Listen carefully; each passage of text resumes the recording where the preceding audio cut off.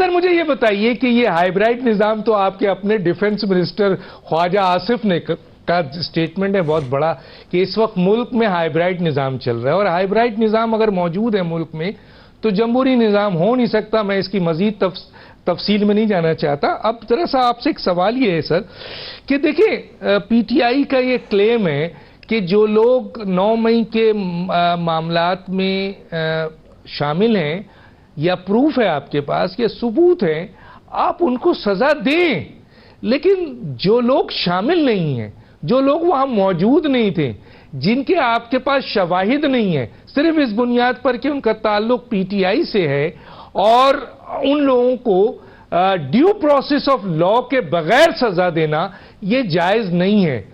इसको आप क्या कहेंगे सर?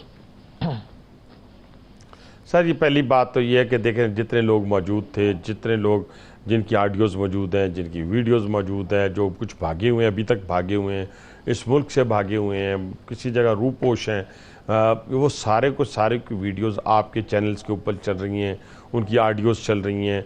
कुछ प्लानर थे जो जेलों में हैं, बड़े प्लानर जो थे, अच्छा कुछ जेलों में हैं, कुछ इसका सज़ा भुगत चुके हैं, कुछ सज़ाओं के करीब हैं।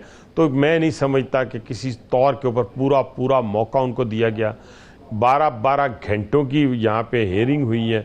आज अगर किसी को रात को सज़ा हो गई है, अदालत खुल गई है, तो क्या 2018 में कोई अदालतें नहीं खुली थी? रात को कोई सज़ाएँ नहीं हुई थी, किसी को बेटे से तनख्वाह ना लेने के ऊपर सज़ा दी गई थी। यहाँ पे तो मसला ही और है, यहाँ पर तो ज़ाती मसला ही नहीं। जैसे मैंने कल भी अपने एक प्रोग्राम में कहा कि मैं शेख रशीद साहब की हालत ज़ार को देखकर जैसे वो अपनी नेफ्यू की सज़ा के ऊपर रो रहे थे, तो मुझे दिली तौर के ऊपर अफसोस हुआ।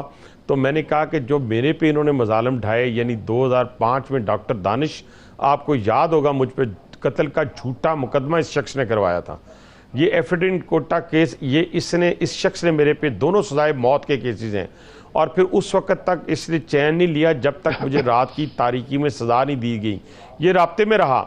लेकिन कल मैंने कहा कि वो तो मैं माफ़ करता हूँ, लेकिन अगर इनके नेफ्यू जो है हमजा कैंप के ऊपर और दूसरी चीज़ों के ऊपर हमले में मुलविस हैं, तो ये मामला मेरे हाथ से निकल गया है, इसकी माफ़ी मेरे पास नहीं है। ये मुल्की सालमियत पे हमला है।